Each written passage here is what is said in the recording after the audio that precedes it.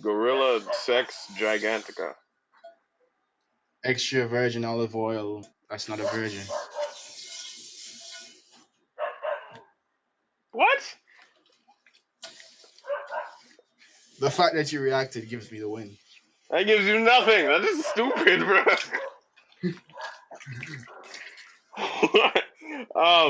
Yeah, welcome back, guys, to the Outcast Podcast. It's me, Virgo Jake, and you already know my pendulous ball having freaking co-host. I don't know what pendulous means, but I'll take that as a compliment. Hades. You don't know what? Well, okay, well, never mind. Well, just nobody Google pendulous balls. Thank you. Um, um, and Well, what you guys just witnessed at like the beginning of this was like a little thing between me and Hades. Where at the beginning of every episode now, we're just gonna be saying random shit, see who says it first, and y'all can decide, who won. I personally believe I won with my gorilla statement. But of course, I got a reaction out of you, dog. I got a reaction out of you. Because what you said was stupid, bro. What you said was stupid too, so shut the fuck up. What I said was at least coherent-ish. Coherent. All right, you're a coherent, Lox. You're a coherent, Jake. You're very coherent. Good Lord. My God, everybody. Virgo is so coherent. Yes. Ew, coherent man. Gentleman. Oh, coherent gentleman. Screw you, man. Virgo Shelby. Oh, screw you even more. Well, to be fair, that name is OG. So, welcome back to the Outcast Podcast. Now, what was it we were gonna talk about first? This is why we need such friggin' notes. Well, you see, we're having a little conversation about the lovely plants that gives us life, that is so holy and magic and so great that the great Rastas have chosen. Oh, shut up! To say that the great Rastas have claimed that it's one of the most sacred trees in the whole of the forest. Nigga, you can smoke Cassie and it will get you high. Don't. The great marijuana plant, also known as cannabis, ganja, Mary Jane, and the devil's lettuce. Most people. And we're having the conversation about weed. If you didn't understand everything else, but we're talking about cannabis, and we have a friend who's from a country, and that country has crazy strict laws on cannabis. They treat cannabis like it's cocaine, basically. And they treat cocaine like it's cough medicine or alcohol. Yeah, a lot of people do cocaine up there. Up there? But, here too, nigga. He said... You know how many of them do freaking cocaine up here, bro? A lot of them. I mean... I was going to say something very incriminating, but you know what? I'm going to just chill. Like you've committed cocaine-related crimes.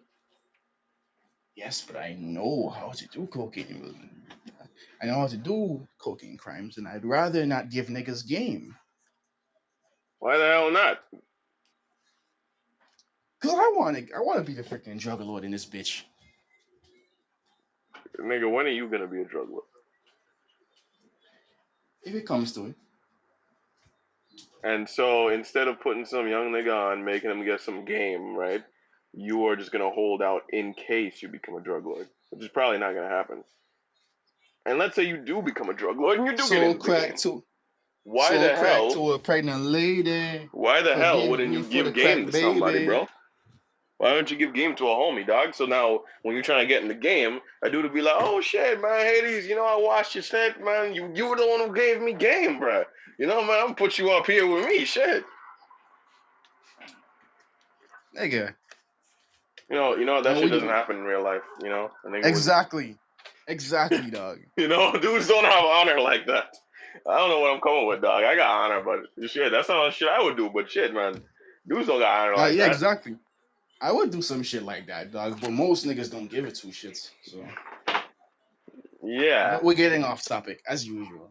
Ah, crap. Yeah. All So I right. asked Laxus. I asked Jake, why is the weed laws up there so why the weed laws up there so bad? Um. And so now it's time for you to tell me. Okay. Well, it's not really just the weed laws, bro. By all technicalities, it's just as bad as the weed laws in Antigua used to be. Because Also, we're talking about Santo Domingo. oh god, bro, you had to you had to out the country, bro. I don't want No, no, niggas no, no. coming But after like me, bro. one we're talking about Antigua. Two, they I guess they need. I guess it'll give them more incent. It'll give them more of a look on how the country is. Because if you're gonna be talking about the history, they're gonna know what you're talking about. Dog, I was gonna give a brief overview. Like I said, man, I don't. Nigga. What I'm about to say isn't the exact reason, dog, but it's a very big reason why shit happens. So why would you said you would be going in depth? I'm It would be going a in long depth to what? Yo, conversation. yo, yo, yo, yo, yo, yo. You just want to hear it or No, what? yo, just blab out something that ain't gonna talk your shit, dog. What? Cut out when I said condoming and just talk your shit, dog. What? Nigga, I'm not doing none of that. So you want us to die then? Die from what? You said niggas would be coming after us. Why are we having this conversation in the freaking Because I podcast? don't think I even care anymore, dog. If dudes come after us, that's fine. So what the hell then? I thought about it, and then I was like, nah, who the shit cares to come after a 20-year-old in a shitty, dingy apartment, bro?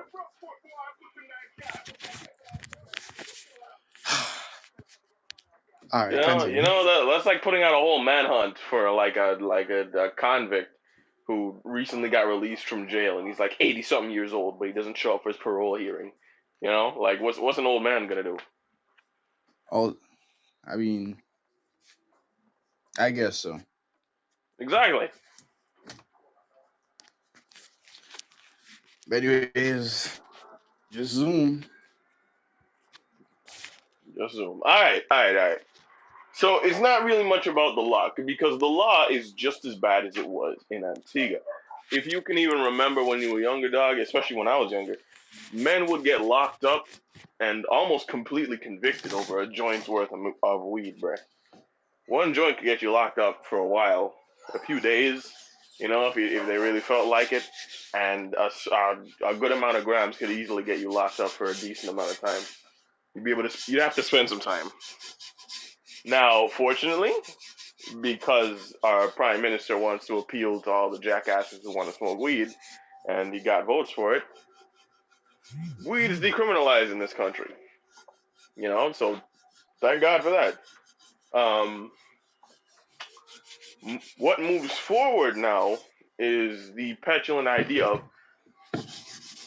how this can even relate to any other country, and we're talking about Santo Domingo here, dog. Now, in their country, it's not just the law; it's social, dog. Socially, it's not accepted in any capacity. Like socially, your family will condemn you. They will treat you like an asshole. Like you are legitimately the family's black sheep. If you are a stoner or just some nigga who smokes weed, parents pray against that kind of shit like they pray against demons and shit when they catch you. This is why we know of our homie who's gonna rename our name because we don't want to really put it like that. His old lady found his toolkit. Her being a traditional Spanish woman from Santo Domingo, burnt that bitch outside in the yard, making a large ass fuss. So it's not just the law, bro. It's also social. People look at you differently, right? And this all really dates back to the United States of America's influence over Hispanic countries. And yeah, I know what I just said, but it's true. Also part of the reason. It's also kind of because of the U.S. that Hispanic people in the Caribbean are addicted to coke. Like not cocaine, I mean coke, the drink, Coca-Cola. Um, um, um, yes, they use their settlements, Caribbean, decades ago. Coca-Cola produced entirely, almost entirely. A lot of it was just produced down Caribbean, mostly Cuba, Puerto Rico, and shits. Shipped through those areas. Hispanic people got used to it. And what happens when you're near the source, dog? It's like Colombians, nigga. Colombians are used to cocaine being on the It's street, you know. So when it's it's Coca-Cola and cheaper. shit, exactly, exactly. It's like a commodity. It's just like it's something you just sit around and have, you know. And so now you'd be hard pressed to find a single Hispanic person in the Caribbean who does even say they don't drink coke, they don't like coke, dog. Like for real, I think their family would look at them kind of awkwardly. It's coke after every meal. Again, our Hispanic hombres, who have very, very much been delightly to explain this to me at least, I made it very clear, bro. It's coke after every meal. Some people get offended if you don't take the coke, Bruh. right? And and it's also the U.S.'s influence that created like this whole thing about marijuana. Because you remember some decades ago when they had the war on drugs, right? Oh yes, the lovely war on drugs. Exactly, my nigga. Reagan started it, and then Nixon and them niggas pushed way further. Um, they started the war on drugs, which, looking back now, historically, historians eagerly look back on it as a horrible time, a very mismanaged approach to even dealing with drugs, and causing more issues than it ever freaking solved. Like, we all remember DARE program, nigga, and shit, the DARE program is still in effect in the Caribbean today. Dog, they were trying to do shit like Spartans, dog. But it didn't work out.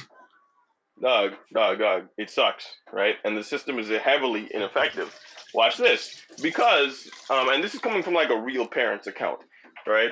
This was in Reddit, and people were asking, dog, how ineffective was the drug shits back in the day? And this dude said he was a parent, I think he became a parent just in the 80s, and around the early 90s, his kids came home, were asking me a heap of shit about drugs, right? I heap of shit about drugs. And we're talking mid-teenager, oldest son, younger son, 12 years old, younger son, 9 years old. And drugs, drugs, drugs, drugs, drugs. And he was trying to explain to them, yo, why the shit are you talking about? You shouldn't really be having this conversation, blah, blah, blah, blah.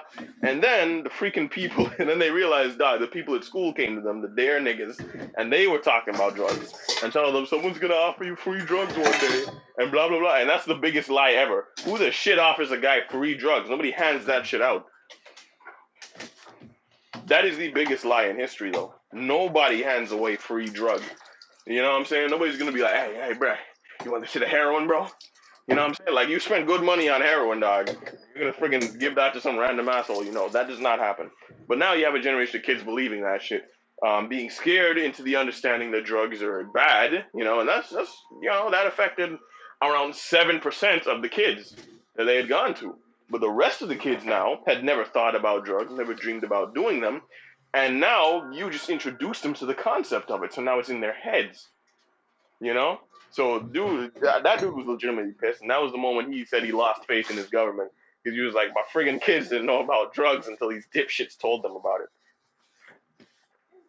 And take into account, one of these dudes was 16, dog, so he was like halfway through high school at this point, and he had never even encountered anything like that.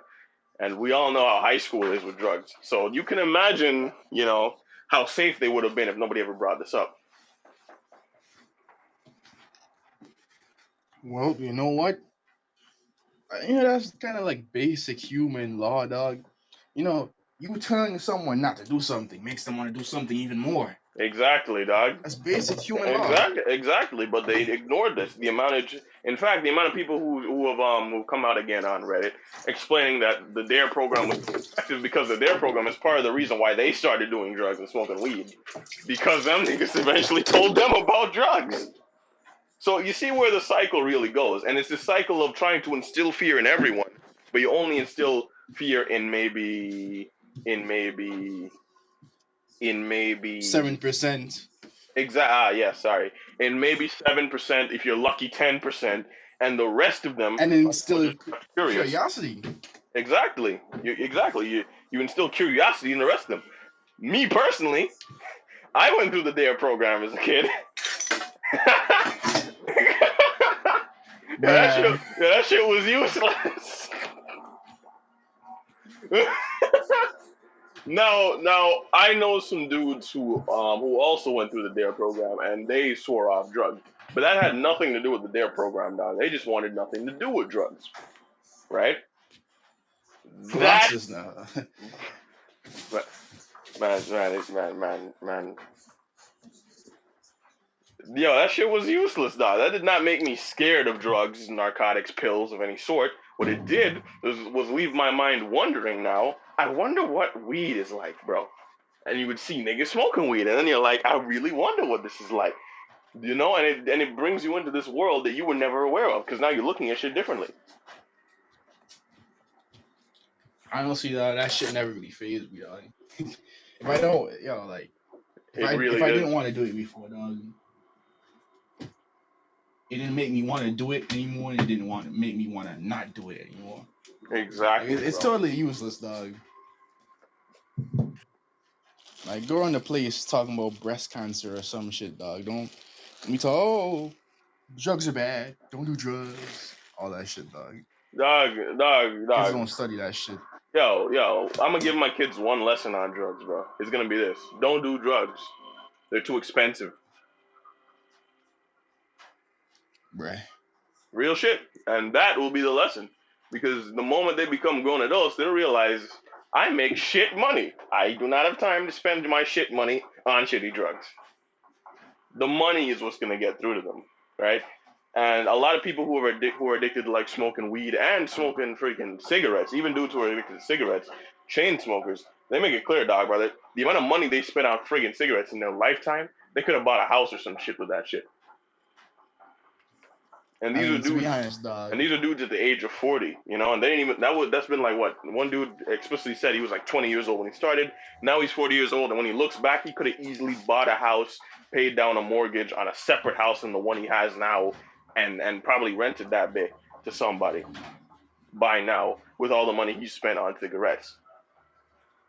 That's my lesson gonna be to my kids, dog. Don't do drugs. It's too expensive. You'll end up spending $600 on cocaine, my nigga.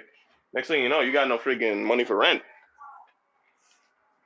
Shit ain't cheap. I remember like a day I sat down with like someone, let's just say a family type of figure, right? You know, not someone directly in my family, but someone family like to me. And it was there rolling up a joint, dog. You know, this was around the time where I got really curious about the whole entire thing. And he told me, listen, bro, yo, I ain't gonna stop you from doing this shit, but I'm gonna warn you about one thing. This shit is expensive. Dog, this shit is expensive. Exactly. It costs bread. Exactly, bro.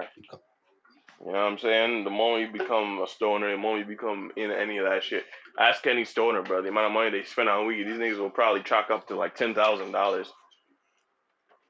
You know said? You know who said is? I believe Probably so. not. I've heard that name before. You know, he's like I think he's like a manager in 4PF. You know, very close to Lil Baby. And I remember I saw him and Lil Baby when I actually saw this morning, dog.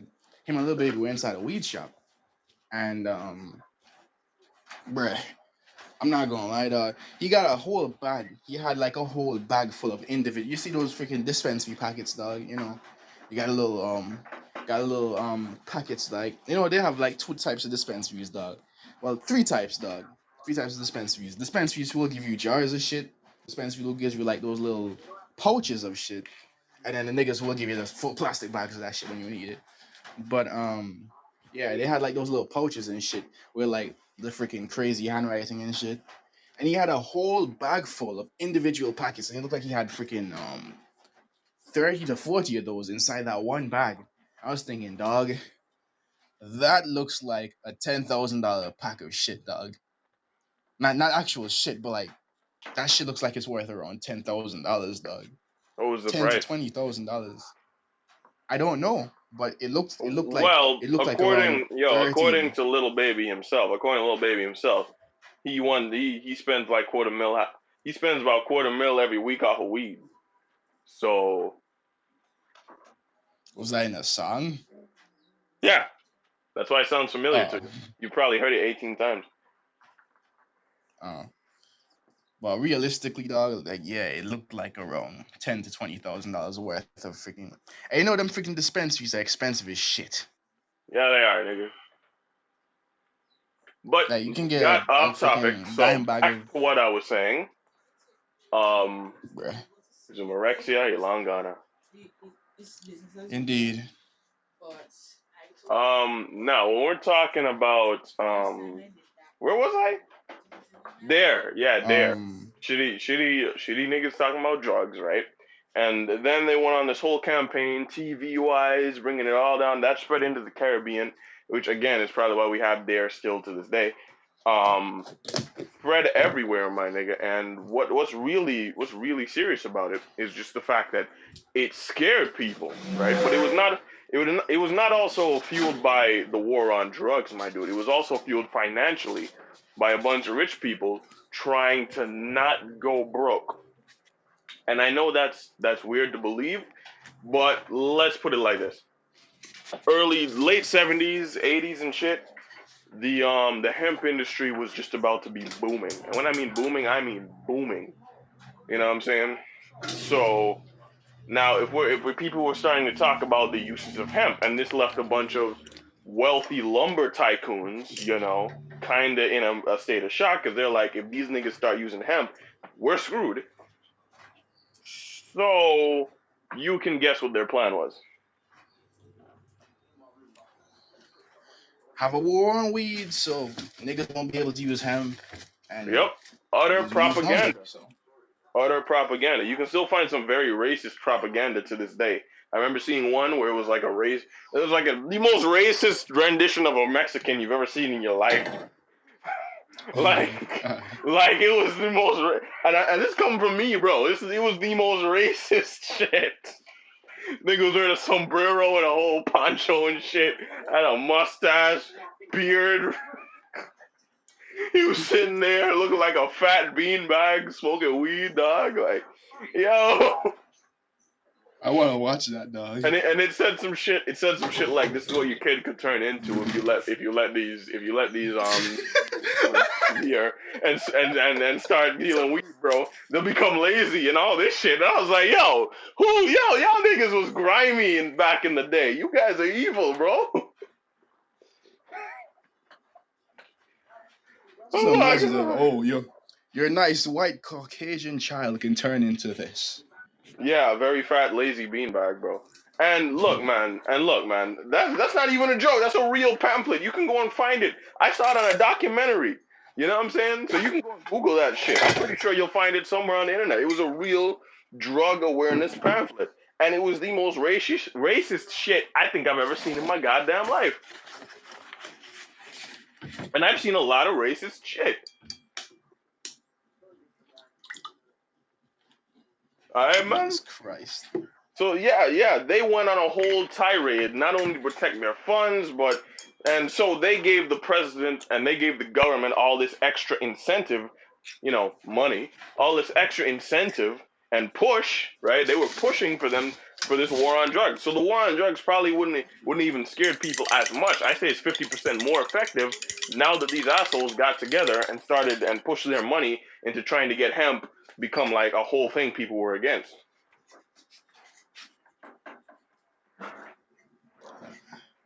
I'm not gonna lie, dog. The world is crooked. So you had millionaire tycoons, an uneducated woman addicted to cocaine herself, being, the president's wife, and the president, a dipshit run by a cocaine addicted bitch, all going against freaking marijuana until they discovered crack cocaine, and then they went after crack cocaine. But by the time they were done with crack, the damage to marijuana's reputation was already done. Right. Oh, and for the people, right, who are like 200% gonna clip that. I was talking about Nancy Reagan. I don't know if she's 100% addicted to cocaine, but there were rumors about her being a drug addict of some sort. So just gotta put that out there. But it is a fact that she did run a fairly ineffective drug campaign. So yeah, I just want to put that out there for anybody who's gonna slander us later on in life. I like how we're preparing for the assholes who are gonna go back and try to cancel us. Exactly, dog. It happens all the time. Look at the shit that happens to Sada Baby. Exactly, bruh. Except I'm not gonna fold like Sada Baby, bruh. Sada fold, bro. I ain't gonna fold, bro. I'm sorry. I'll go down on a hill fighting. But you know, beyond that, nigga, are you fighting with pots and pans, bro? What's up? Making lunch, nigga. I can hear that shit, bro. What's the deal? Continue. Yeah, guys, we're recording in a dingy apartment. I'm very sorry, but it's some outcast shit. You see you making an omelet? Yep. How the frig did I know? I mean, the sound of an egg being fried is very distinct. Anyway, what we're gonna do is gonna continue, right, without the interruption of food. So yeah, the idea straight up was that all of this pushed together affected what you would consider marijuana's reputation to be, and that, considering the influence that the U.S. has always had over South America in general, that spread way below the border. You know, it didn't affect Mexico because Mexicans were like, nigga, y'all took Florida and shit from us. We don't care. Screw your opinion. But Venezuela and shit, they got that shit hard, bro. Of course, you know, freaking cocaine and shit still has a reputation. But yeah, the reputation for marijuana was pushed into such a negative light that generations of parents, mothers, brothers, were kind of just sworn against it as they fully believed this propaganda. And I'm not gonna, and I want to make this a disclaimer. This is not 100% the full-on reason as to why, right? This is like this. This is just. I am explaining some of the major factors pushing towards this, and I am also explaining that these are facts that I have known for a good few years now. So if I'm paraphrasing or getting some things wrong, I'm very, very sorry. But a lot of these are facts, right? And if I am missing some information, I'd gladly welcome someone to interpret anything differently for me. But yes, that's basically it. Again, not the stone cold reason, but very major factors endearing as to why it's become this. And now spreading in straight downwards, it has just become the reputation of marijuana is just as bad as cocaine in Hispanic communities.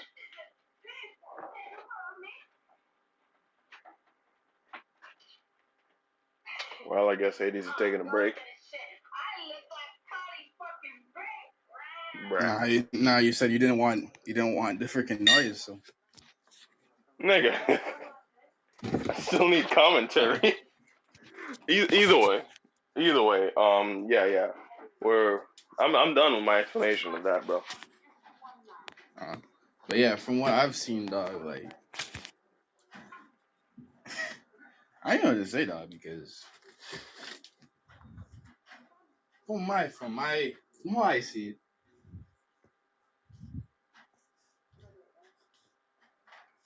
Yeah, I got nothing.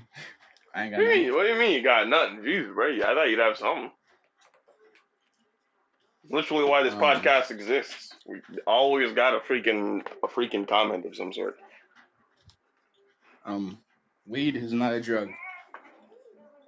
Don't you start on your wise man's grave bullshit. Weed was grown on a wise man's grave. Oh, you shut up right now.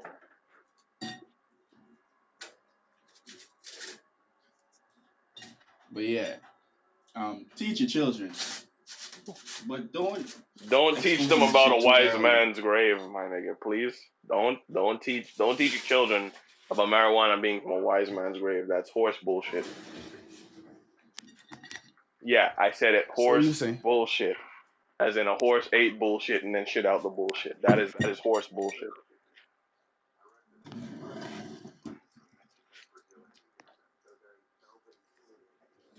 Also, I wonder when the cocaine get outlawed. When niggas started doing it as a friggin' drug.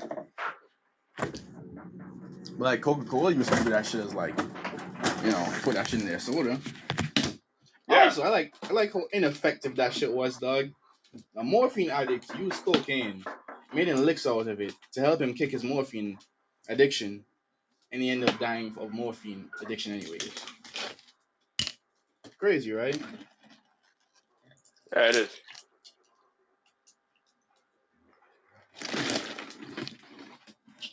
It's bloody insane. But I've always been curious to actually try the original cocaine recipe, the original coke recipe.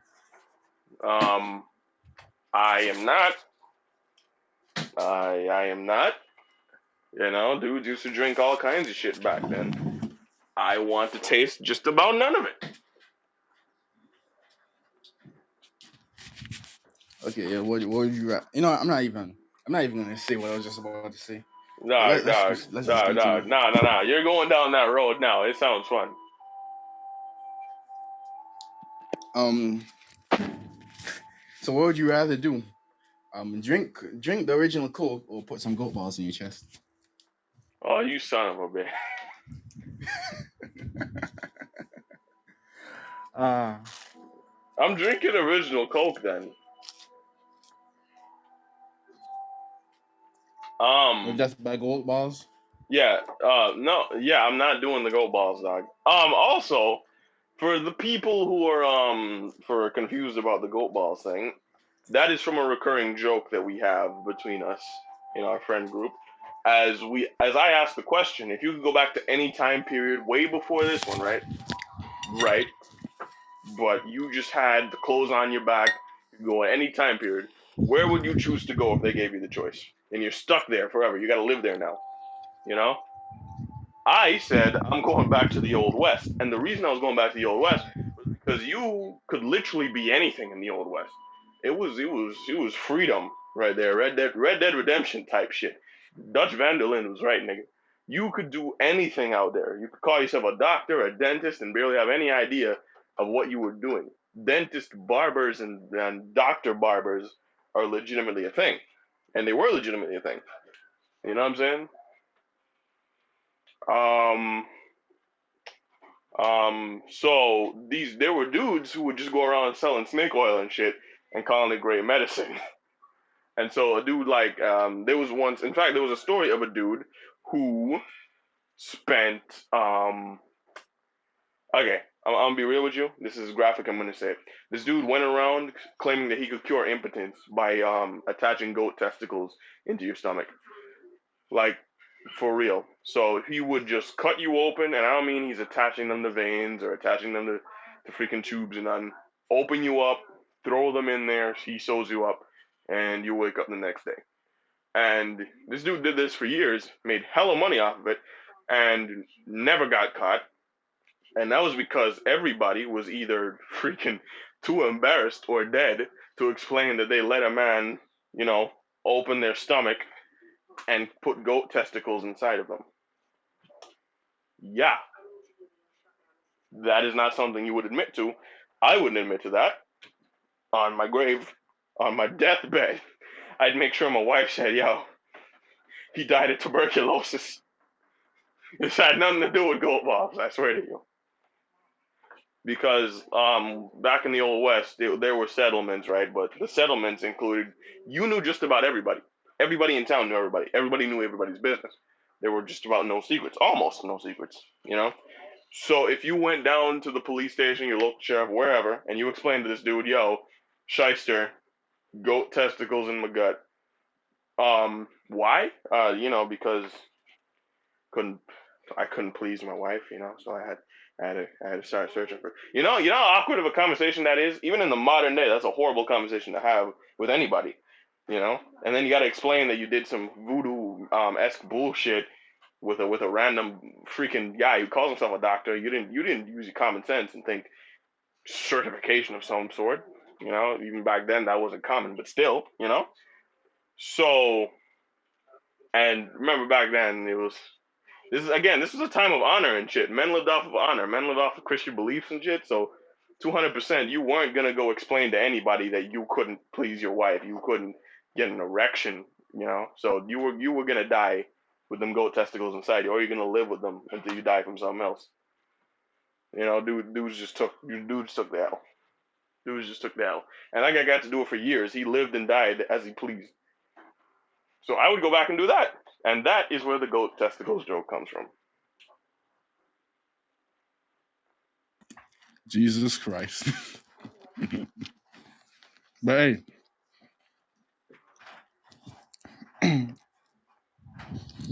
I'm not gonna lie, dog. Like Red Dead Redemption, train, the train jacking missions. Those look cool as hell. Like when I was watching that shit, dog, I felt like a freaking kid in a candy store.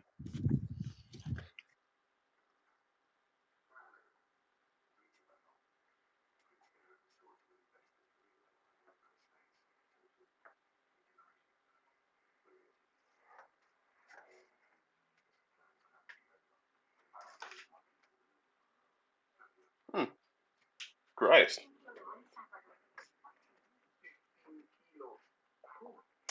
Oh yeah, man. Yeah, it was quite the insane thing. What was I saying? I swear I was saying something. Freaking. Um, Oh yeah. I What ain't would know. you do, bruh? Like again, you never really give a proper answer, bro. What would you do? Which time period are you going back to? Um, no. To be honest, I might just go back to freaking caveman times, dog. Actually, wait. It's actually very hard to think about. One thing I think about is like going back to like caveman times. Showing them all the crazy shit, dog, and I become the freaking king of the cavemen, have a harem and shit, all that. Then I also think about going back to around times like Greek times, but more. But going back to Greek times is more of to see all those crazy inventions. Like I've always been interested in Greek fire. You know about Greek fire, right? No, no, I don't know about Greek fire. What the hell is that? Basically, it was a Greek flamethrower, dog. And it was um it was very effective, though. It was very effective. Whoa, It whoa, used whoa, with whoa, whoa, fire. whoa, whoa, whoa, whoa. Are you telling me the Greek invented a goddamn flamethrower?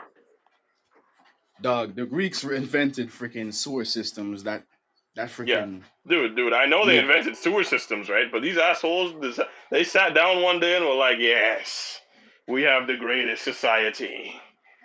Now, we need to advance our technology beyond what is known. And then just like this scientist, this researcher, doctor, whatever, he walks up and he's like, well, I do have an idea, right? And everybody just looks at him. And he's like, I have an idea for a weapon of great proportions that will burn away our enemies into the infractions of hell.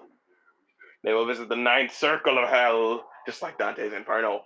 But wait, this is before Dante's Inferno. Ha ha ha ha ha. Like for real, dog. Who the shit? What guy suggested that? Who the shit decided that was a thing? Who passed on that? You know, who sat there and was like, all right, you go and do that. I'll see you in like 2 months when you build it. I want to see what this is about. Like, did they just not believe this guy when he said he could do it, or did they just say, "Yo, screw it, dog, we got the money"? I mean, I honestly don't know who made it. I never heard who made it, but it was crazy. Niggas would use that shit on ships and shit. Oh my gosh. The shit was so volatile. It burned on the surface of the water. It's like Amaterasu type shit. Yeah, there's a reason why where Greek mythology is like so solidified on Earth. It has nothing to do with the fact that the gods were real or even stable, my nigga. It has everything to do with the fact these assholes invented a flamethrower. Like, Like, like they would go to yo, I'm serious, dog. That has to be the answer, dog. These guys went to dudes and were like, okay, you're gonna adopt our religion. It's like, hell no, we're not. I don't give a shit about your religion. Then they pull out this big friggin' thing that shoots flames, burn a couple boats in front, and they're like, all right, so you want to rethink that, or I gotta burn your city to the ground, bro? that is some G shit. And up They, to this day, niggas are still trying to find out the recipe, dog. They're still trying to find out the recipe for that shit. for a Greek flamethrower? Yep. Why are we trying to do this? Why you see why societies eventually burn down? Dipshits keep trying to make new shit or find old shit that destroys shit. I mean, hey, it's cool. Hey, it's cool, dog. I mean, shit. Recipe so good that shit burns on the surface of the water, dog. Like I said, some Amaterasu shit. Man, they probably threw some oil in, freaking created some air pressure. Wait, how would they make air pressure though? How would they create water pressure? Wait, what? Uh-huh. How did they light? Okay, well no, they could have put a torch at the end of the tube, but still that doesn't answer the question. How big was this thing, dog? Like, how large did it have to be burning away entire ships? How did you It looked how from did what you I've seen fuel it? from the depictions, dog. From the depictions, dog, it looked like some sort of like hose type of shit, like the size of like a fire hose or some shit. Nigga, that sounds insane. But I watched the video like a long time ago, so I don't remember too much about it. But I know it was freaking crazy. good lord, them niggas was crazy. Good lord. Greek and Rome niggas were just different, dog. They were just different.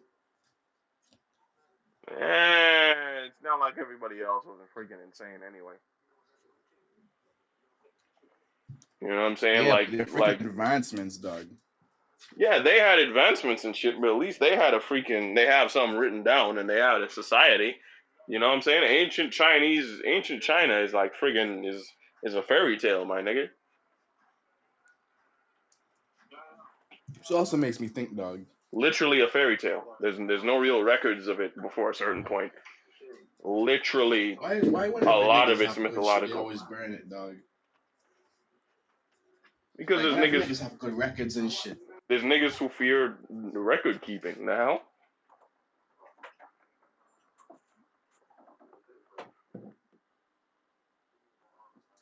Also, do you know that Norse mythology comes from like basically songs and poems and shit? yep. I just found that crazy though. Like they made the whole entire Norse, they pieced together the whole entire Norse mythology from niggas' songs and shit. Nah, you want to know what's even more insane? By all technicality, Loki doesn't really exist. Huh? Like, like he doesn't really exist, or he didn't until a certain point in the mythology. How the hell did that happen? It's very hard for me to explain, and I was watching a video about it just yesterday. Um, but in a lot of cases, Loki's name and like a lot of shit having to do with him is like it links back to so many things you would be hard pressed to find like a real moment, stature, any kind of freaking thing that stakes Loki as like okay, this is the beginning of his mythology. Like a lot of it is just messed up. And it's hard for me to explain it because this isn't my forte, I guess. But I will send you that video. You know, shit. We'll leave the I'll leave the video link in the description for anybody trying to figure that out. You know, because it's insane. I mean, that sounds mad, dog. Because from what I know, Also, dog, they use Loki as a Loki. scapegoat like constantly, dog. Like Norse mythology is assholish to Loki, bro. He did almost okay. He was a trickster, but they put him up to a lot of his tricks, bro. Like the time he was building the giant wall, bro. You know, and then he went off and created a freaking. Okay, we all know the story of how Loki gave birth to an eight-legged horse.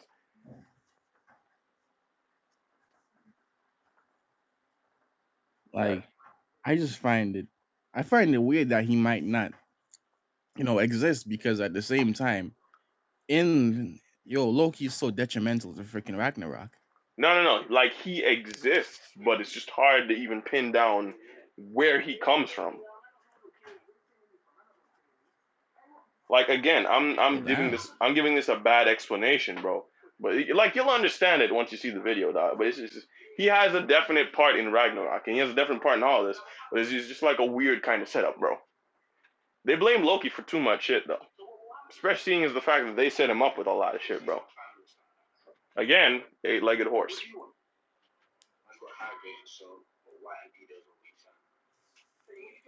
Hold on.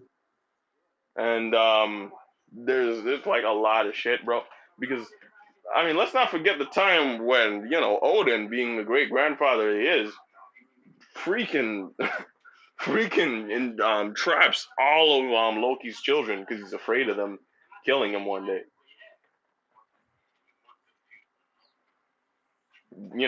Despite the fact that like it's because of Odin getting rid of the kids that trapping them and shit that made them as powerful as they are to eventually enact Ragnarok anyway.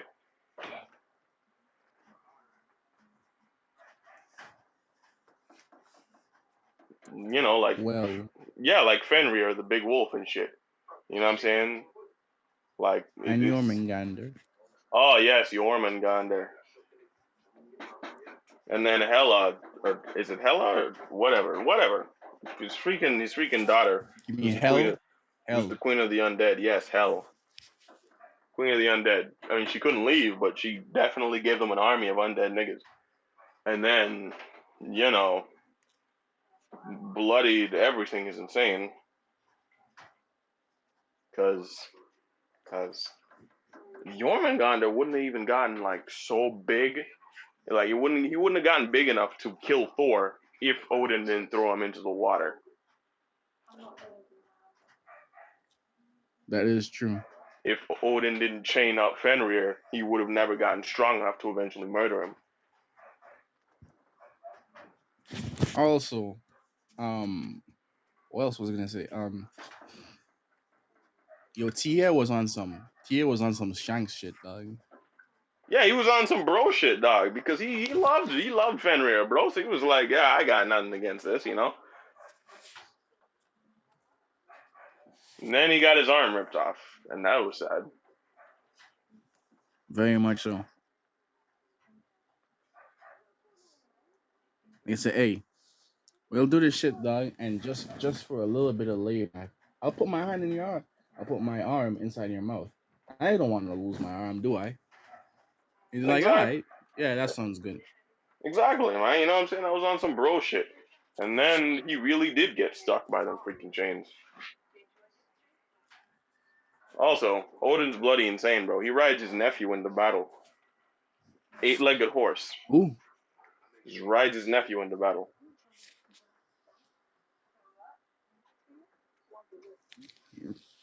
I'm not gonna lie. Mythology is weird when it comes to kin, dog. Mythology is very weird when it comes to kin. Dog, mythology is weird when it comes to just about anything, dog. Because there's a lot of shits. Like, okay, like number one, Greek mythology. Zeus, apparently, they made like 4 generations of humans. The first 2 were complete fuck-ups. I curse. Damn it. The first 2 were complete F-ups.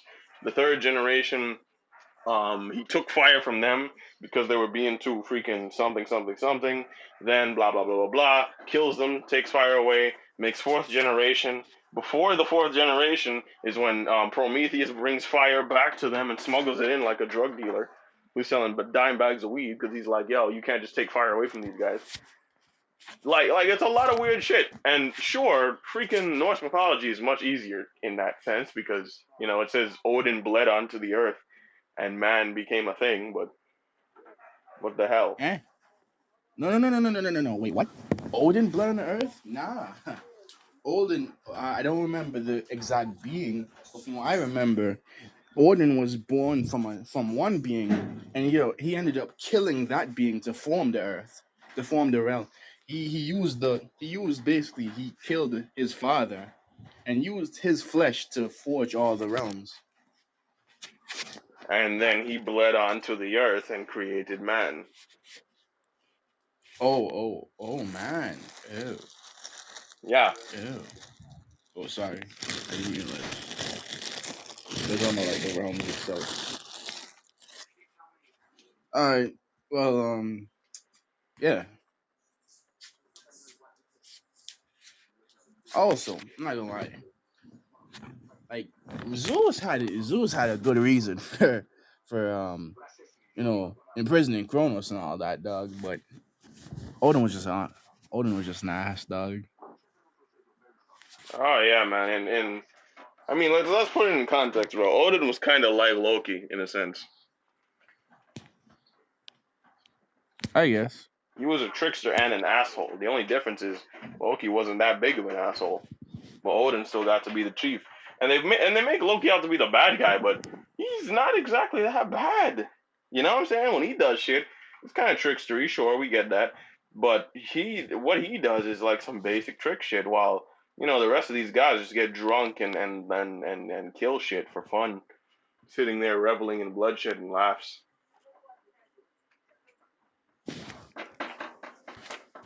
They are no I'm better not than him. gonna lie. Yo, God just. It's weird how you just take power and just say, like, yo, I have the right to just kill this and just say, you know what? Yeah, this thing ain't living. But then again, I Follow guess the it's the Bible, whole children. entire. Very true. Follow the Bible, children. But I'm not gonna start preaching to you niggers. So what it is with that. Yeah. Shit's legitimately weird, bro. It is. It's legitimately weird. But we do have a great announcement. Great announcement. What's that? We have finally broken past the 10 subscriber mark on the channel. Oh yes, I noticed that shit this morning. Yeah, I noticed that this morning at like 3 a.m. when I woke up to put on the thumbnail for the Mac Miller video. Rest in peace to Mac Miller, bro. You haven't lived until you died and came back to life iller. They haven't made a motherfucker real, Mr. Miller. That's real shit. But last time I checked, we were like 5 or 6. Yeah, I just see another day. We just jumped to freaking 11. Thank you guys. exactly. Thank you so much, man. We gotta show appreciation for that. I'm giving y'all we're celebrating. I'm clapping for this shit, bro. Clapping for this shit, bro. You know what I'm saying? Absolute celebration right now. 10 subscribers, man. I didn't even think we'd make it past 8. That's well You on our know, way to 100. exactly. And that is exactly why, that's how I know you guys have been helping us out. You've been giving us the HBO special. Now, for a lot of you niggas who are kind of new, y'all don't know what the HBO special is. It's the Help a Brother Out special, bro. Gotta help a brother out. Our goal is 100 subscribers by the end of the year. It's a crazy goal. It's a lofty goal, but shit, it's our goal. You know what I'm saying? And y'all can help us doing that. The moment you decide to hit that like button so you can get the algorithm to show us some love. Drop a comment. You know what I'm saying? Start a conversation in the comments, bro. Let's talk about some shit. Share this with some people. Get them to subscribe. See if they actually like our shit. Because we make interesting shit. I'm not going to lie. I'm just saying, we make more interesting shit than a lot of these dudes out here. Yeah, this is like the perfect video to just sit down. I don't know, eat too, or just sit down and wash dishes or listen to in the car, all that stuff. Exactly, bro. You know what I'm saying? Because one episode we're talking about hip hop, the next episode we bring in Norse mythology. We're talking about the cultural effects of the war on drugs. Like for And real. sometimes we talk about all of those in one setting. Exactly. We talk about so many things in one thing, and I don't think we're ever gonna run out of cool shit to talk about. You know what I'm saying? So, again, thank you for helping us with the Help a Brother Out special. Y'all gotta keep hitting us with that shit. We are now at 11 subscribers, bro, and I gotta thank every single one of our 11 subscribers for being subscribing, subscribed, Uh, subscribed to to us. subscribe. Yes. Oh man, for being subscribed to us, bro. That's some OG shit, man. Gotta thank you for that. That is an amazing milestone. We're on our road to 100.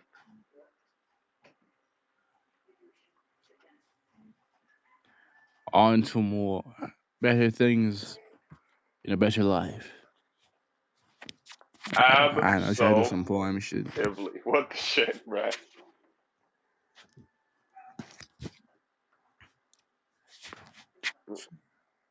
That just woke me up in a good mood this morning to hear that shit, To know that we got more True. subscribers, bro. That was on some OG shit, man. Gotta thank all the subscribers for that, man.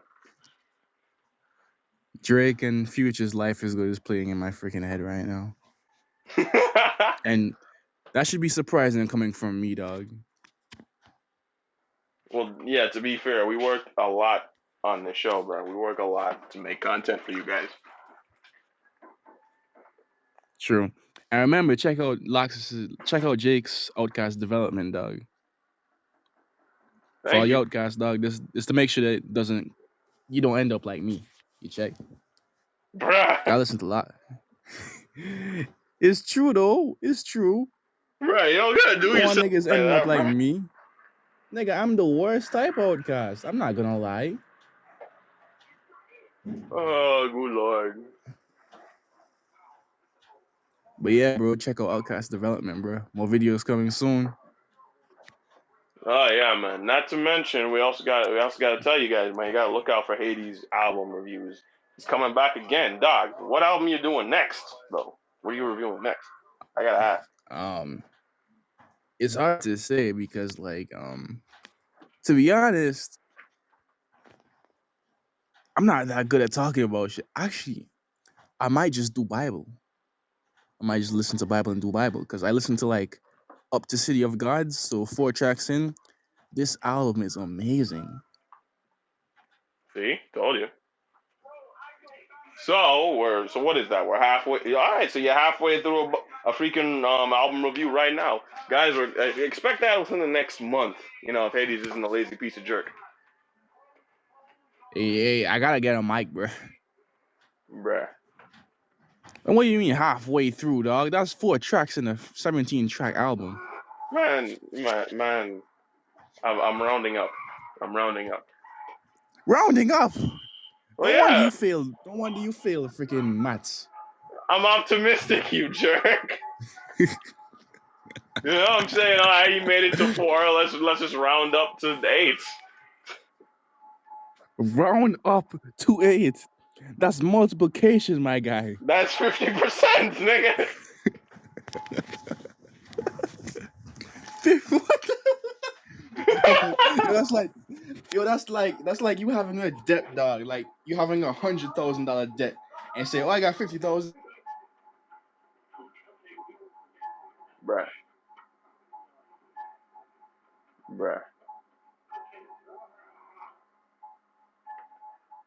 Alright, nigga. Whatever. He's You tell the bank that shit, dog. Screw you, man. You know what I'm saying? I'm forgetting. I just don't want to use proper mathematics, right? Bruh. Also, do you want to talk about Elden Ring, dog? I mean, we definitely could, but again, we don't got that much information on it. Remember? That is true, but I'm just talking about our opinion on it, basically on Dark Souls in general, and why we wanted to play it so much. I bet. Dark Souls, I have to say, I rock with Dark Souls heavily, bro. How do I even put that? Dark Souls is one of those games that challenges a man's spirit and soul, and it makes you go to sleep after you failed, and it has you waking up thinking, nah, man, I can't leave it like that. And you go back for the win. And Elden Ring now is a revamp of that type of video game culture, and I'm happy to see that type of video game culture is coming back, and you're actually giving people something to fight for and to make them be sleepless at night. I believe a lot of gamers lost the passion for shit, you know? Very much so, dog. Like, for one person, like, dog, I have never been a fan of Dark Souls games, except for Bloodborne. Well, my love for Bloodborne came more from mechanics of like the whole transformation weapon shit and like the story. But like, yeah, I like Dark Souls games in a whole. Like, I just didn't like them. Oh god, excuse me for a moment. Yes, Dad.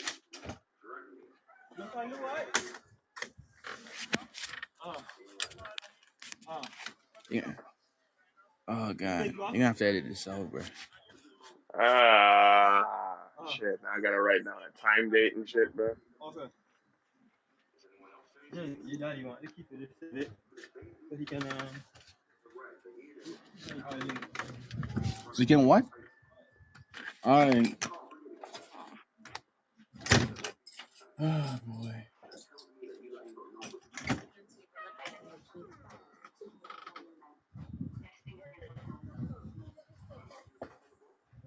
Yeah, I have it. Yo, look here. Leaking.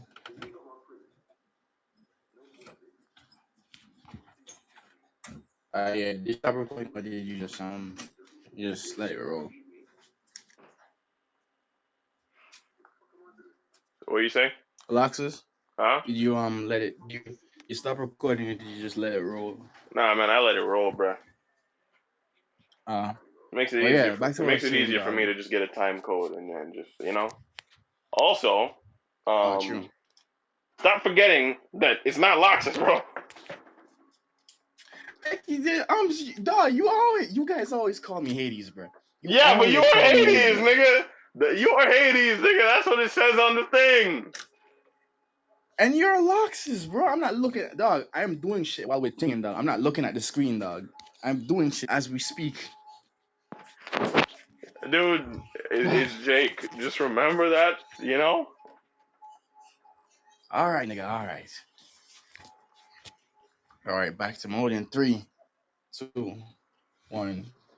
So yeah, I've never been too fond of Dark Souls games. I just never got the love for them, dog. I mean,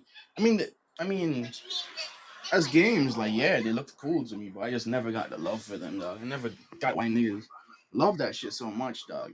But then I saw Elden Ring. I saw the widespread weapons as well as the abilities of those weapons. I saw the community. I saw the multiplayer. I saw some of the story, and I absolutely fell in love. That's why me and Loxus wants to God damn it. want to.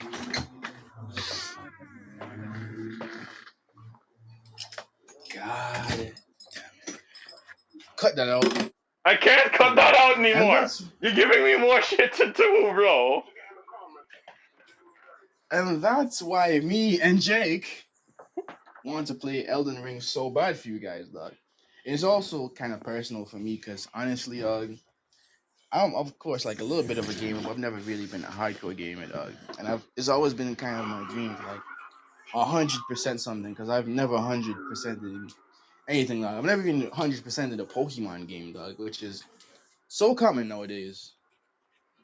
Yeah, we also brought you, and that also brings back to when I got you to doing some shit, nigga. That's when I got you into playing Pokemon Black and White with me, and we were doing basically a Soul Link or whatever. We were doing a co-op, guys. We weren't doing this on camera. You know, it was just like a friend-to-friend thing because I needed him to finish a game for once. and he quit. And he quit halfway through when he realized that we couldn't battle because we No, were I using could emulators, not bro. battle. I could not battle, dog, and I could not trade Pokemon to get my Pokemon, bro. Dog, Nah, that put a whole I know entire you dent to love my bismuth, plans. bro. I know you love the bismuth, bro. But come on. And freaking log, bro. Weezy's out of here, dog. Come on, man. You can't expect me to want to finish that shit when I can't get my dreams, dog. But soon. I'll finish the shit soon, dog. Bruh. But yeah, For I those of think you that that don't understand being able that, to Wheezy was a starter, bro. He named him Wheezy. He was an Oshawott. And then we just came up with a running joke. Wheezy out of here. yeah, because Weezy's the wave. But yeah, I think that 100% thing Elden Ring would really make up for a lot of my time. It'll make me feel accomplished for something. You know what I'm saying? So I'm trying to do that shit. And I'm not gonna lie, dog. From what I've seen, I've tried to not really watch too much.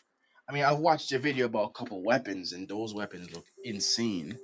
But trying to keep things on the wraps, dog. I want the whole entire experience, dog. But the environment, dog, the mechanics, the multiplayer, dog. I'm so excited for that shit. Super excited. And when me and Jake start playing, dog, it's gonna go crazy. I want to be the first people. I want us to be the first people who, you know, Authentic who popularize Elden Ring or something like that. Or just get the whole gang on this. We do need to get the whole gang on the podcast. That's gonna be impossible. Yep. Hey, when you're living a busy life as adult, I guess we got school, they got work. You got work, but you got work at a different time. So yes. But don't worry, your uncle and Santal will be coming soon. Oh Hello. yeah, man. Once we're finally done with the once me and Hades are finally done telling college to lick our backside of our penises, and then we walk away. I walk away with my degree in business administration. He walks away with a communications degree. Um, we we are gonna have time, to get the whole gang together because we're finally been working off a similar schedule. Isn't that right? I'm glad you're paying that extra money, fucker. Switching profiles. Yo, what did I do to you, bro? I ain't do nothing to you. I'm a freaking communications degree, boss. Go suck an ass. Dog.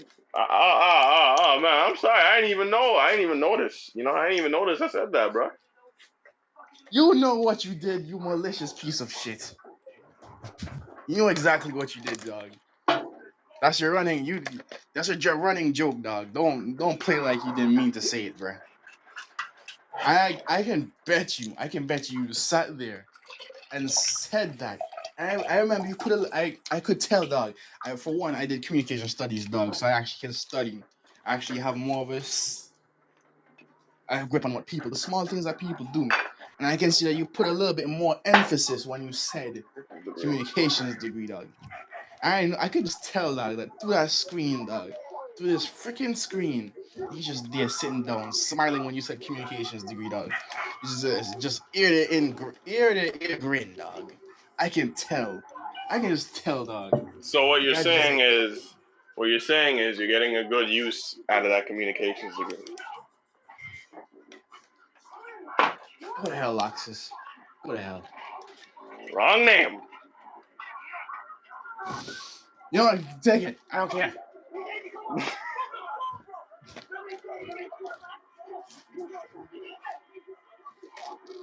Maybe your rap name should be Virgo Jake. No.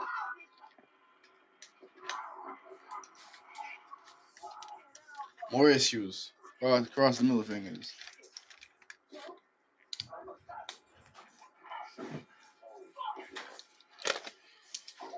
Bruh. Anyways, yes. Elden Ring. gameplay, all that coming soon. Blah de blah. Also, we need to make a GoFundMe, dog, I'm not making a GoFundMe for what? because we need bread. And so we're gonna beg niggas. Yes. I mean, Twitch streamers do the same thing, dog. Yeah, we're not Twitch streamers, bro. We're gonna start streaming though, aren't we? And I'm not begging. It's not begging. It's a job. It's a job, isn't it? Oh yeah, you provide. getting money from streaming, right? Getting money from streaming, that's a job. GoFundMe is not a job. It's begging. Nah, you just don't have the mindset. You don't have the mindset, dog. You're not thinking Yeah, properly. I don't have the mindset of a beggar, bro. Is this the freeloader talking, dog? I'm the freeloader? Remember what happened? Remember what happened the other day? Freeloader? The other day. Which The other other day? day we went to the freaking restaurant. After we went to the beach. Yeah. Yes.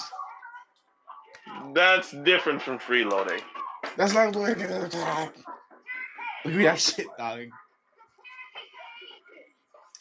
It was though. You said it yourself, dog. You said it yourself, though. You said it yourself, dog. No, I said that as a joke, dog. But we weren't just freeloading, man. You acting like my old lady. Yo. For reference, bro, Virgo Jake's mom is a cook, is a chef, lovely chef. We stopped by a restaurant. Mom offered us food. We got food. I do not consider that freeloading. Nigga, I could see the people them looking at us like, yeah. Well, yeah, because they were freaking surprised that I ever brought a friend around. You know what I'm saying? Most of the times when I've ever been there, I've been there by myself. They were surprised that you brought a friend. Yeah. Well, damn. Anyways, plus, it had been like so long since I even been down there. I don't think I've been down there since like COVID. So that's been like 2 years. And even before that, I barely showed up. And also, a lot of them ain't even seen me in so long. Crazy. Exactly, bro. So we're not going to call that freeloading, bro. Whatever, dog. Also, Injustice gameplay. When K locks his ass. You know, next episode is just gonna be the gameplay episode, dog. We talk about games. Yes. Jake. Games.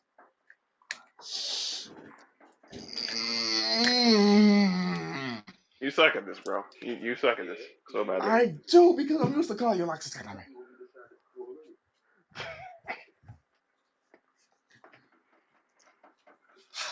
God damn it, my head hurts. All right, well. Bruh. Oh, bruh. Yeah, next episode is gonna be the gameplay episode or something. We talk about games. So, I want to talk about more games. What games though? Like, what exactly are we even gonna be talking about with games, bro? I don't know, Mortal Kombat or something. I don't know. Don't you have any pressing things that you want to talk about the gaming industry or games in general or any specific game? I got some games that definitely changed a lot of my viewpoints on life. Games like The World Ends With You. The World Ends With You. I'm not talking about Death Stranding. You jerk. The World Ends With You. What kind of game is that? Actually, you know what? Let's say that for the next episode. You never heard of The World Ends With You, bro? It sounds familiar, dog. It's legendary type shit, bro. They're finally giving it a sequel, so that's gonna be amazing. What is it? What is it about? What is it about? Save it for the next episode, or I'll send you a video between episodes, and you'll have knowledge for the next episode. All right. Bruh. I guess we ending now. So. Are we? Like. What time is it? How much? Yeah, like, bro, it's only been like an hour, not even an hour, 15 minutes.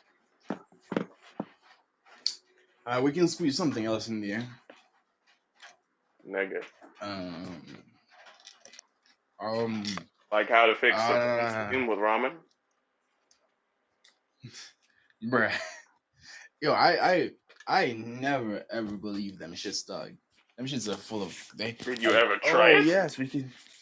No, like that Well freaking then, toothpaste shit. I know that you toothpaste shit have is no cap. idea. You have no idea if it works or not. I don't think I want to risk breaking my. I don't want to risk breaking my shit anymore with toothpaste or ramen. Nigga, let's keep it real, dog. A lot of shit surprises niggas, man. I mean, I'm the dude out here. You're talking to the dude who fixed 2 broken windows in his room and hid it for months with nothing but Is that shit crazy still glue. there, by the way? With crazy glue Is and that never shit still opening there? the window. Crazy glue and never opening the window, nigga. I hope one day that asshole realizes, yeah, dog, it's a good ways down in the future. Dog. Like, oh, that piece of shit. I hope, dog. Nigga. I hope he realizes, not now, but like a good ways down, dog. Like, oh yeah, you left me a little present, huh? Nah, man. I'm pretty sure he's opened the window by now. Maybe. Well, I hope he sees it. Or maybe it would be more impressive if he actually still believes it's still intact. Nah, hell nah, man. Or That if shit it's probably fell apart when he opened the damn window. Loxus Jake the craftsman. Yeah, it took Jake the me craftsman. 12 hours to craft 2 windows back together with broken glass and crazy glue. Took me 4 tubes of crazy glue also. I mean, crazy glue is pretty resilient, dog. Yeah, but it's not exactly made for shit like louvers and such. I guess. I remember this time I stuck my whole entire fist together with crazy glue.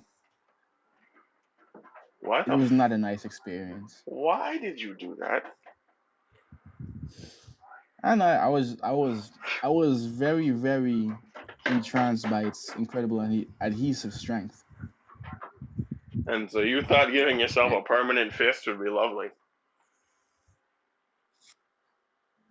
I wanted to test it, and it works pretty well. Let's just say the amount of skin I lost was not good, though. What the shit, bro?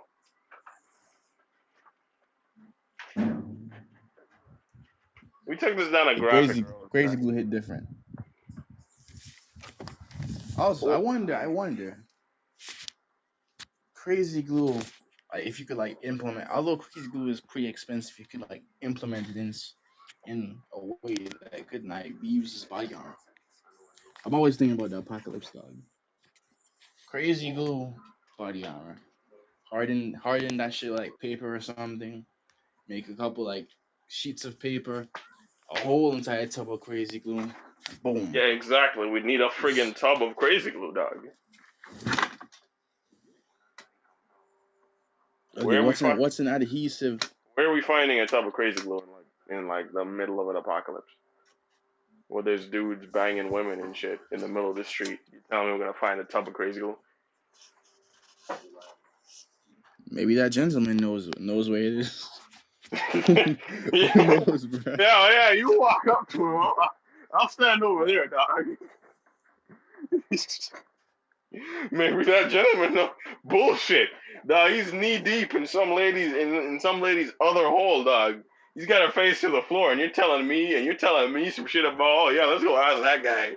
He probably knows where the crazy glue is. You son of a bitch. It does. Hey, you wanted us, when our car broke down, dog. You wanted us to go to that guy and see if anybody knew how to freaking. That dude was a fix it, regular dog. dude standing, talking to ladies, bro. That's different. And we weren't in the apocalypse.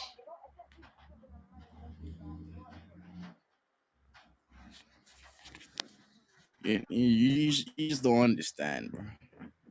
No, I don't think I do. I'm not crazy like that. Or at the very least, I have the sense to know that a nigga doing that shit in the street is probably not gonna know where all of the stockpiles of crazy glue is. And also for reference about this, guys, yeah, the Outcasts went on a beach trip. We got stranded in the middle of nowhere. We could have literally just walked home. Who's gonna walk home, nigga? You suggested it, didn't you? No. Loxus, don't piss me off, dog. You suggested that we walk home, dog. Don't. Because you Nick. said you weren't sleeping inside the vehicle, dog. Exactly. I said I'm not sleeping in this vehicle, so we're gonna have to figure some shit out. I didn't mean let's just walk home and leave the car there. I mean, it's not like it was moving, though. And yet we got it to move. And then it broke down again. Okay, I think we got to make a story time out of this. You know, you want us to do a story time for like the last little bit of this? I guess so. Because dudes are now more confused than ever. All right, so we were planning to go to the beach a day, right? It was a nice little Monday. It was Easter Monday. Yeah, it was. And we were planning to go. It was a whole holiday. For context, I had been working the entire weekend, and I was tired. I was more tired than a hoe. So I actually so that was the one day I could actually leave work, you know, because I didn't really care about the money after working double shifts for 4 days. So, yeah. These dudes picked me up at like 2:30. No. Hold up. You're forgetting the best part. He shows up. Yeah, I know. I'm forgetting the best part. That's why that's why I doubled back. Hades meets me at work. I pack up my shit, and we're stuck waiting for Yanko, who says he's gonna be here at like 2:30. And we're standing outside, just shooting the breeze, you know. And I'm looking up the road for like every single car that drives by, trying to see which car could be Yanko, because he said, you know, it's possible the dude's just gonna give him a shitty Honda Fit, you know. And I was expecting like maybe a little blue Honda Fit or something, you know. But then something crosses my mind just before he shows up. I'm like, this is probably going to be the shittiest car I've ever seen.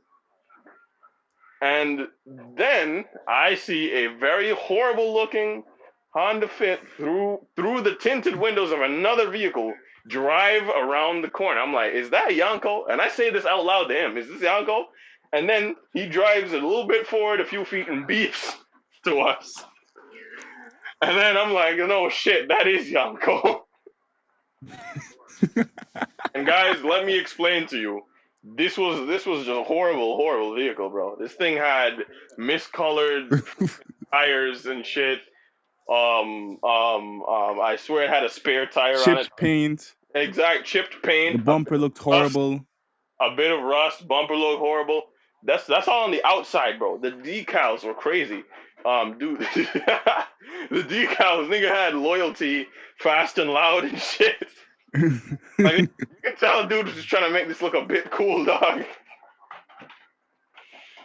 And then when you get inside, I open the back door, and immediately the first words that come out of my mouth are, Yanko, where the F did you get this car from, bro? Because the back seat is all the way turned up, and it's just the dirty floor that I see the moment I step in, so there's no seat for me to sit in. Yeah, and then Yanko and I pull down the back seats while Hades gets in the front seat. And as I sit down, I realize, dog, there's a rusty fork right next to me, bro. Dude left a rusty fork in here. And I don't mean just rusty. It's rusty, dusty, dirty. Never left this freaking car for like 8 months. All right, hold up.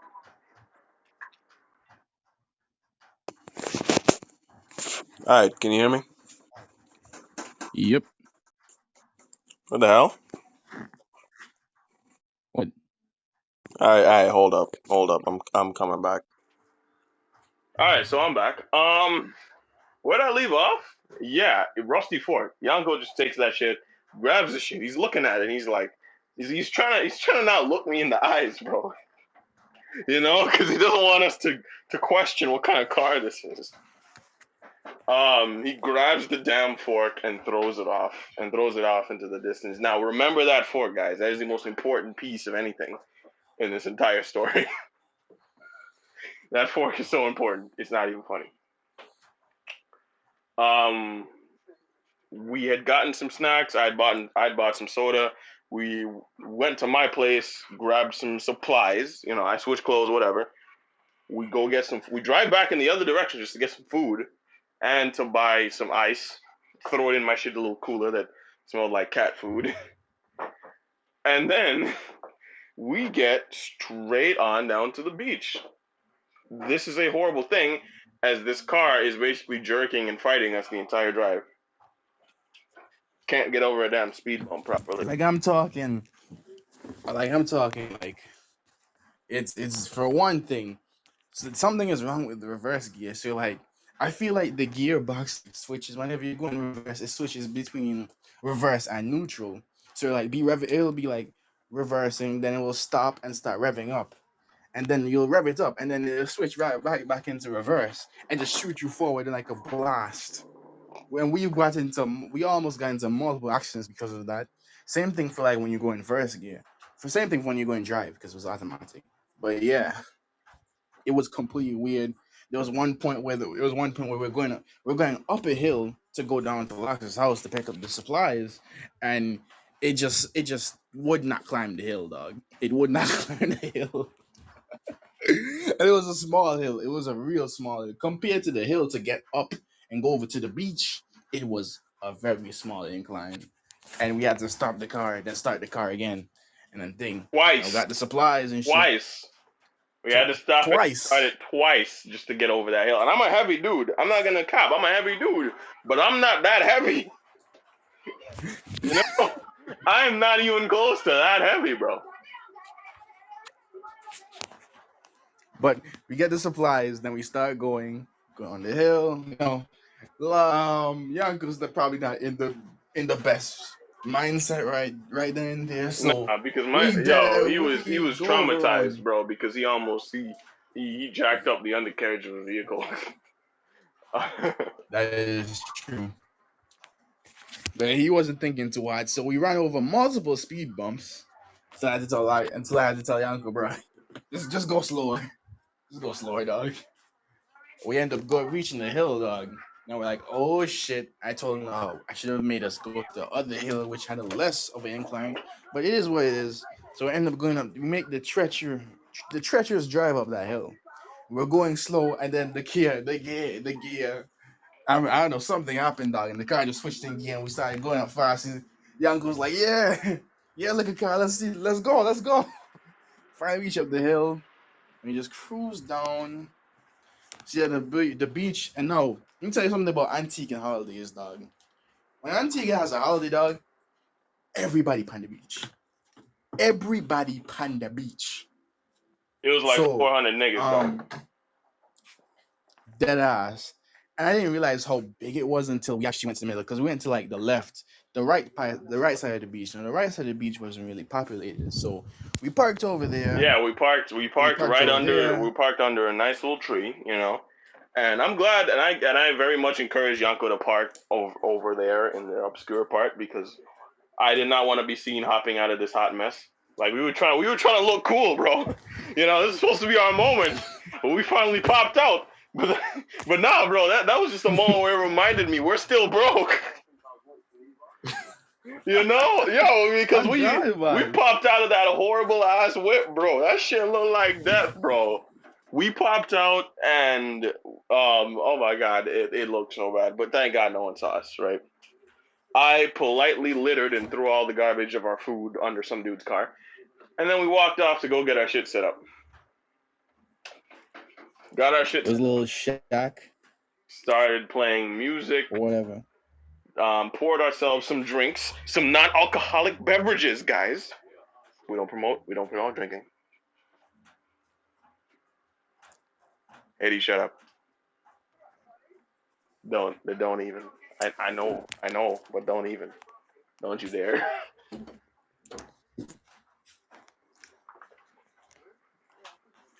But yes, we put up some drinks, had a nice time.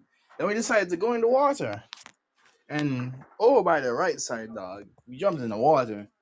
It was rocky as hell, dog. It was cool, but it was rocky as hell. Oh yeah, I almost broke So my face. We all slipped when we jumped into the water because like the first few feet into that rocky area is extremely smooth, covered in moss and shit. So you slip and slide, and then right after that you get into like this deep ditch, like it's a complete drop off, and then it's like spiky rocks and shit. That ass. We pricked our foot so much times, dog. It's not even funny. Yep. And then after we finally make our way into cleaner and smoother waters, Yanko decides he wants to go look for some beaches, some beaches. So he swims off, and then I realize leaving Yanko to go into a sea of odd people and niggas who don't give a shit about him. Not the best idea. Plus, I wanted to check out that the bridge anyway, so I flew off. Invited. We tried to coerce Hades to come, nigga. He wouldn't budge at all. Because I didn't want to leave our shit unattended. Our shit Y'all was niggas- surrounded by a family with like 5 dogs, dude. They weren't gonna steal our shit. But what if someone, dog? Did you forget I was coming over to y'all? I was coming over. Yeah, Then we see had a to be bunch of shady coercing you niggas. like we had to coerce you like a little freaking child, bro. You weren't coercing me, nigga. You were moving your hands. Exactly. You were moving your hands. You know, signaling me to come, and it's like when you're trying to get a kid to walk for the first time. And I was coming, and then I looked back and see a bunch of shady niggas pop out in the same area. So like, oh hell no. So I went on the sign and ran back to the freaking place, dog. I said, you know, I'm not leaving this shit, dog. And y'all niggas had a good time and did whatever. A good time? And We I didn't have a just good sat time there at and just all. We drank. crawled through freaking a quarter mile of seaweed, my nigga. Well, y'all did whatever y'all did. I sat there with the shit, just drinking. Dude, whatever. we crawled through a quarter mile of seaweed and Spanish people, dudes hugging females that neither me or Yanko could get, and just feeling inadequate until we made it to the bridge where we saw. I'm gonna omit that entire part of the story because reasons. And then we decided it was not cool over there, and we hopped back off, swam all, and then just crawled all the way back through that same pile of seaweed. Yanko busted his fist on a large ass pipe, and I completely stepped on a bunch of rocks too, so my feet kept getting hit. Seriously, dog, what's up with Spanish people, bro? It's like the moment you turn 16, 17 years old, you are guaranteed to get a relationship with another Spanish woman. Because every dude had his woman, dog. It's not fair. You know? Then 3 black dudes show up on the beach and none of us got women. It make a nigga cry, bro. It make a nigga cry.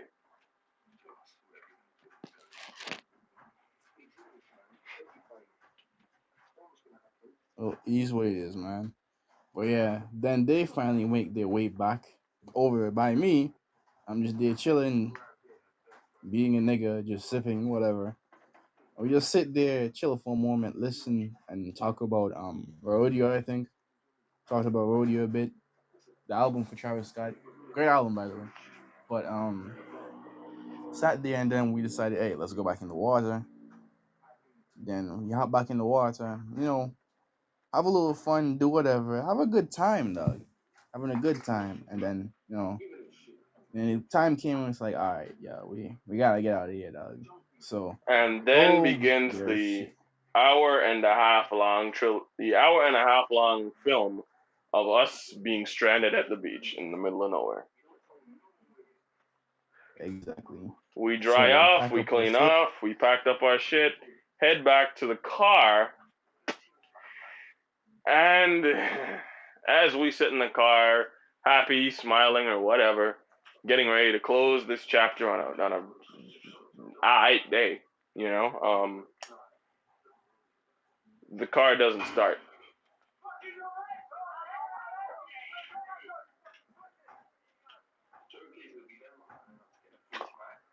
Yeah, the car doesn't start, the engine doesn't start, and we spent 4 minutes turning that key until the engine finally started, and that was great, you know? Whoa, hooray, we celebrated. And then we couldn't get it out of park. And that was the overall challenge, as we spent the whole time fighting with that damn park. Fighting it. We even tried, and we noticed that the shift lock button was missing. So we had shoved something down there to like try and see, but nothing had worked. So Yanko started trying to call the person we leased the vehicle to. That nigga And was nowhere to be found. And when he did finally pick up after so many calls, after so many times of Jake calling people who know the guy to try and call him and reach the guy, we finally got to the guy, and he said he was all the way in Longby, and we are in. That was a far ways away from where we were. Other side of the country. Exactly. And he was in the middle of doing business, so there was nobody coming to help us. And so keep in mind, while this is happening, the right idea. Keep in mind, while this is happening, we're trying everything to try and get the car running. So we're trying putting our foot on the gas and the brake at the same time, trying to trigger the damn park thing to go into drive or some shit. Trying to figure it out. I suggested me and Hades get out and push the car to see if that was gonna work. That didn't work. Nothing worked. And then I told him to let's push it and he can pop the clutch even though it's automatic. Like so many shit. And then Loxus gets the bright idea. Jake. Hey, let's go and find someone. Let's go and find someone on the beach to help us with this shit. Now, me being an introvert, I was like, nah, I don't want to ask people for help for nothing. Loxus is like, bruh, we are stranded here, dog. I would rather walk home than sleep inside this vehicle, dog. So we are gonna get somebody to help us. There's probably some nigga here who knows shit about cars or two. So we end up doing a walk, and we do a little walk. Then we see this guy sitting there talking to two females. So we stand there and wait for, and Loxus says, "Let's wait for him to finish talking to the females." They walk off. Then we walk up to the guy, and Loxus says, "Hey, Jake. This is really, really, really, really, really, really embarrassing, but we are stranded here because our car won't come out of the park. So can you help us?" He comes over. To the car, gets inside the driver's seat, then tries to pull it a couple of times. Then he pushes the key into the shift lock and swivels around and pushes down, and then boom, it came out of the park. And then we started celebrating again. Yay! We were happy as piss, bro. We thanked that dude and we sent him on his way. And he was happy to help us. Shout out to that dude, whoever he is. Yeah. Good Samaritan. Good Samaritan indeed. We finally get going and we start driving. We make it about 2 miles away. Half the way home. Yeah. And then basically we only had one windshield wiper, and it was raining at the time, so it was getting and that windshield wiper was full of crap, basically.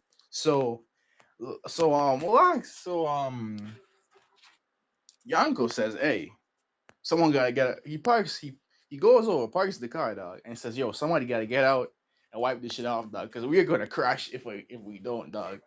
And Loxus being the lazy nigga that he is, he said, "Oh, I got the guy to come and help with the parking stuff." So sorry, guys.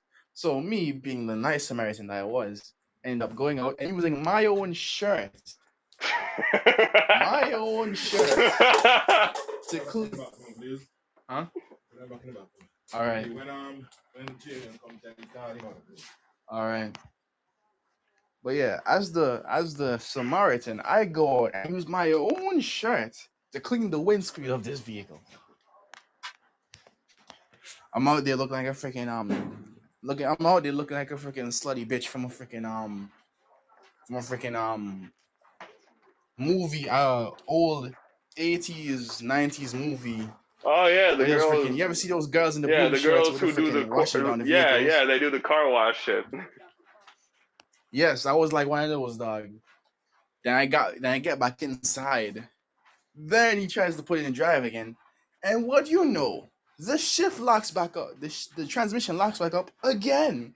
So we're like, oh shit.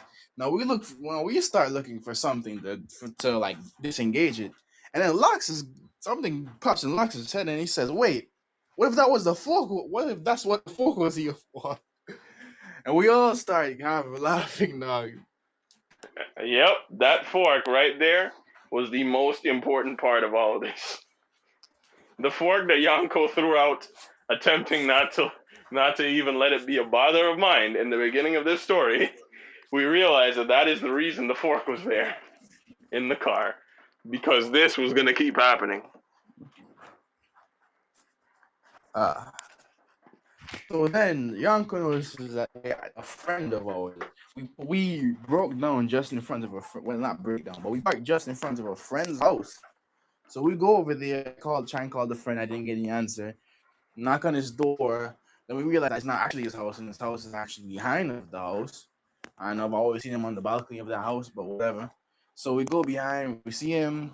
We ask him if he has any sharp objects, whatever, a key, a nail, something that's sturdy but very small to fit in the small tiny shift lock button. Because like the shift lock slot was like the size of like a 10 cent. You know what I'm saying? So whatever. Then I remember that Lexus had like a little pocket knife. This shit. You know what I'm saying? So we try and use that. It didn't work. Then we got the nail. Man, thank God that And when damn we use the knife nail, didn't freaking electrocute you. that is true. But But then again, the nail would have electrocuted me too. well, to be fair, a lot of the shit was insulated. We were fine. We were fine. Yeah. But I end up pushing down on the thing, and then I end up disengaging the shift lock. And yo, I just told Yanko, listen, the nail is inside of the freaking the cup holder. Remember that. Remember that. So we get that on, and then we're off again. We thank our friend, and then we're off. Go up a hill. Then we go and we pull in, and then we pull over to Lox's house. Jake. Loxus just jumps out the car and says, he's glad to be able to this freaking demon. You know what I'm saying? Gets his shit. And then we're off. And then it's the older journey, dog. Then we go, just play some music, jam out, whatever, in this shitty situation. Then we get to my house, I get out, get my shit, and London just says, bro, yo, just pray for me, dog. I said, definitely, boss. Pray for I will. love.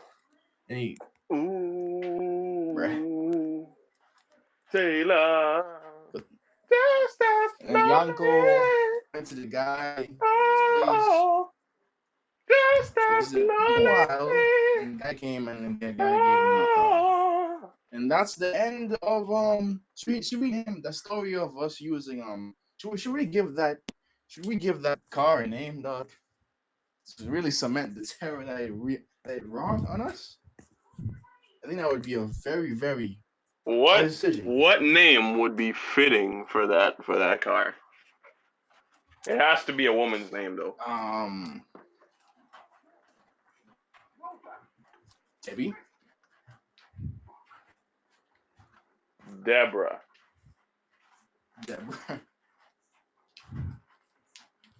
Because I've met some Deborahs, dog, and every Deborah I've met has been a stone cold dick.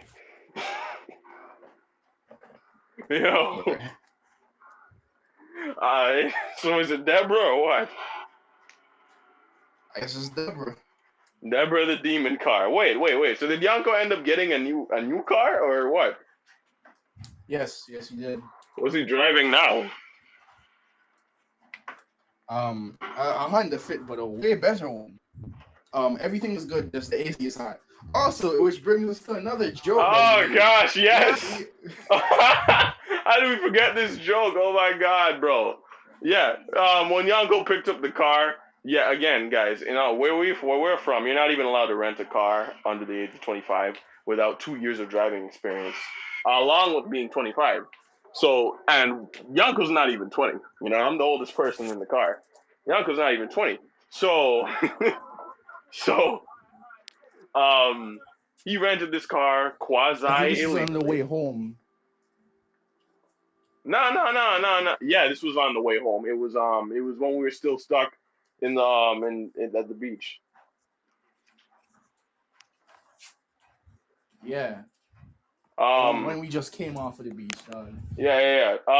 So he rented this quasi illegally, and for that he wound up getting the most shitty rental car you could possibly get. Um,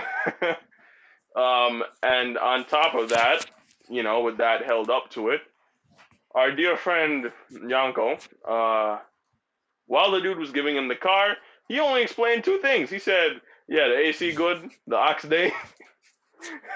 That's it. That's all you need. And Yanko in the back, and Yanko in retrospect is like, "What do you mean? That's all I need, dog?" Now that he's What the realizing rest? it, He's like, what the rest of the car? What about the rest of the car? exactly. You should have explained the rest of the damn car. The AC good. In retrospect, the ox though, day. that's all young people care about, dog. It is. Being it able is. to play music and having cold AC, dog.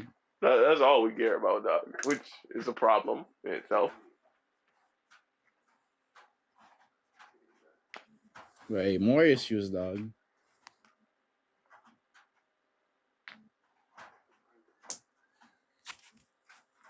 That's the life of young people. Always welcoming more issues to play. This won't be the end of our story times, you know, unless one of us is dead. But not planning on dying anytime soon, boys. Well, that just took a dark turn. You gotta be realistic. None of us are planning to die anytime soon. Although, if we ever get to rent Honestly, dog. that bitch Deborah again, I'm not too sure if we're all just gonna be dead in a fiery inferno. Like, and guys, yo, having a shitty car, dog, is a part of being a first car owner, dog. But when you rent a shitty car, dog, it's different. I remember, dog, my guy Yanko spent $400 on renting that shit for a week, and I can tell you right now, Yanko said in that vehicle that same night, I would rather lose that $400 than be stuck with this shit, dog. I rather not, dog. If I lose the $400, it's a loss. It is a loss because I am not dealing with this shit, dog. If Yeah, I do this, dog, I'll be dead. that car will kill a nigga, dog. I'm surprised. Like, I want to know how he was ever gonna drive home from work if he had to keep that bitch. On God. Yeah, that is the story of Deborah and the rusty fork, my guys. Deborah and the Rusty Fork. Why does that sound like a sex story that just went wrong? It sounds like a curious teenage girl, God. bro. That's what it sounds like. It sounds like a curious teenage girl, dog. I can imagine a whole story about this. But I'm not getting into that. Guys, thank you for That sounds listening like to some us. shit you'd find on the dark web. It is some shit you find on the dark web, I'm very sure. Guys, thanks a lot for even sticking by us and listening to us ramble on for, an hour and 48 minutes by my count. This is the most rambly video we've probably ever made. Oh, hell no, man. No, it's not. I think our first episode is more rambly than this. Right? Or am I wrong? I think this. I mean, it was long, dog, but I think we still had. I think this video could probably give it a run of its money. Maybe. Alright. With that, guys, we're gonna sign off for today. You already know, man. Thank you for listening and being here with us, the Outcast Podcast. It's been your boy Virgo Jake and my pendulous balls having co-host. 80s. Gonna have to work on that, bro. The delay, remember? Yeah, I remember the delay. We're gonna have to figure this out, okay? And with that, we're gonna be heading out, guys. See you in the next one. Remember to like, share, subscribe. Hit us with the HBO special. That's the Help a Brother Out special. Help a Brother Out special, bro. You gotta help us out. Share this with niggas, dog. You know, so we can get there. Our goal is 100 subscribers by the end of the year. That's a crazy goal. It's a lofty goal, but it's our goal. We're 11 subscribers in. How many is that? 89 more niggas to go. Yes. 89 niggas to go. Thank you for being here with us, and we'll be heading off. Stay on, guys. Stay on.